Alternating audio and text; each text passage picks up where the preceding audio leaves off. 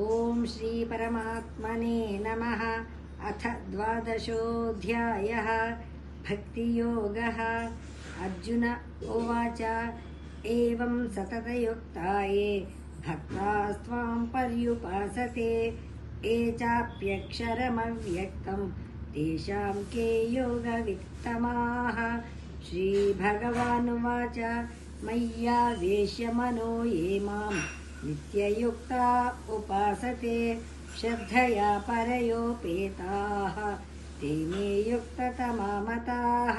ये त्वक्षरमनिर्देश्यम् अव्यक्तं पर्युपासते सर्वत्र गमचिन्त्यं च कूटस्थमचलं ध्रुवं सन्नियमेन्द्रियग्रामं सर्वत्र समबुद्धयः ते प्राप्नुवन्ति मामेव सर्वभूतहिते रताः।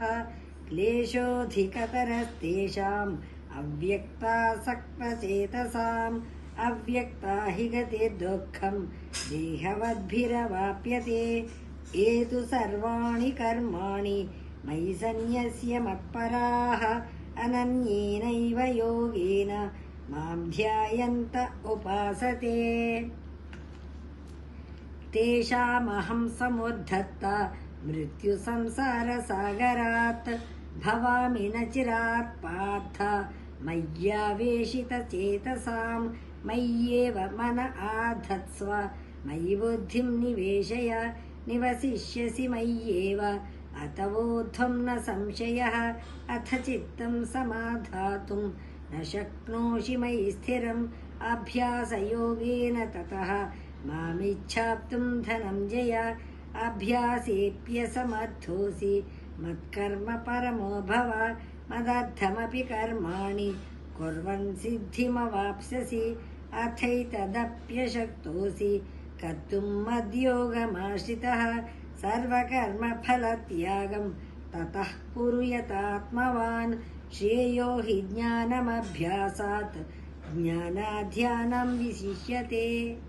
ध्यानात् कर्मफलत्यागः त्यागाच्छान्तिरनन्तरम् अद्वेष्टा सर्वभूतानां मैत्रः करुण एव च निर्ममो निरहङ्कारः समदुःखः सुखक्षमी सन्तुष्टः सततं योगी यतात्मा दृढनिश्चयः।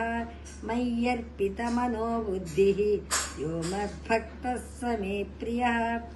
यस्मान्नो द्विजते लोकः लोकान्नो द्विजते च यः लोकान्नो द्विजते च यः हर्षामर्षभयोद्वेगैः मुक्तो यः स च मे प्रियः। अनपेक्षशुचिर्दक्षः उदासीनो गतव्यथः सर्वारम्भपरित्यागी यो मद्भक्तः स मे प्रियः। यो न हृष्यति न द्वेष्टि न शोचति न काङ्क्षति शुभाशुभपरित्यागी भक्तिमान् यः स मे प्रियः। समशत्रौ च मित्रे च तथा मानापमानयोः शीतोष्णसुखदुःखेषु समस्सङ्गविवर्जितः तुल्यनिन्दास्तुतिर्मौनी सन्तुष्टो येन केनचित् अनिकेतस्थिरमतिः भक्तिमान् मे प्रियो नरः। ये तु धर्म्यामृतमिदं यथोक्तं पर्युपासते श्रद्धाना मत्परमाः भक्तास्तेतीव मे प्रियाः।